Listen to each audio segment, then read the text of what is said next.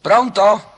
Pronto? Pronto? Chi parla? Sono il signor Aresti di Terrarva. Ah, buongiorno signor Aresti. Ci dica, quale problema vuol sottoporre la nostra psicologa, la dottoressa Aurora? Dunque, praticamente c'è successa una cosa. Non so se in questa trasmissione si può dire. Sì, qui si può dire tutto, signor Aresti. Vero, dottoressa? Certamente, cercate di sbrigarsi perché ci abbiamo di fare morto. Oh, molto bene. Allora, signor Aresti, Allora, volevo dire una cosa. Io ho un problema di cuore. anche lei.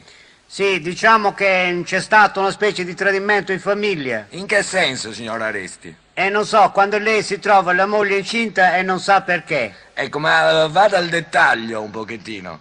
Dunque è capitato che io sono stato lavorando all'estero. Anche lei era emigrato, un caso analogo a quello di prima. Sì, ero lavorando all'estero, Sì?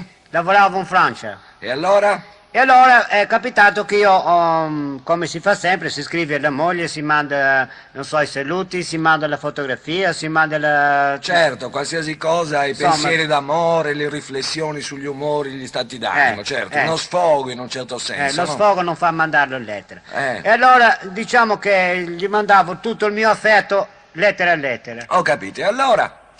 E allora è capitato questo, io rientro a casa e trovo mia moglie incinta. Senta, dottoressa, la moglie era incinta quando è tornata a casa, cosa ne pensa? Dunque, pensiamo che era incinta quando è tornata a casa? Era incinta?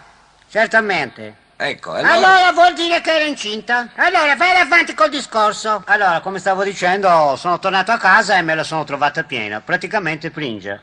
Ecco, e allora? E allora ho chiesto spiegazione a mia moglie. Ma cioè lei era più tempo dei 9 mesi consueti che mancava, che era emigrato? 3 anni. 3 anni! Sì, e il bambino ci aveva quasi 2 anni, insomma, praticamente. Ah, quindi diciamo che nei tempi non ci rientriamo, Non ci rientriamo malamente. Cosa ne pensa, dottoressa?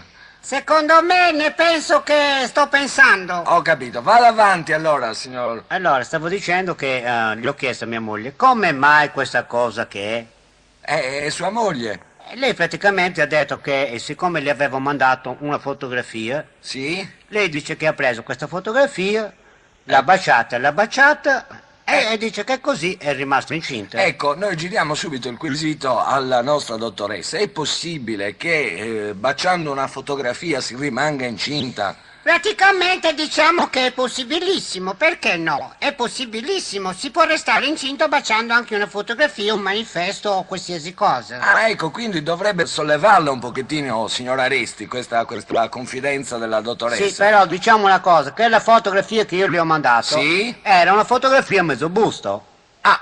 Cosa ne pensa, dottoressa Aurora? Diciamo che se la fotografia che ha mandato a sua moglie era a mezzo busto, che probabilmente anche lei ha bevuto latte di vacca e praticamente anche lei è cornuto.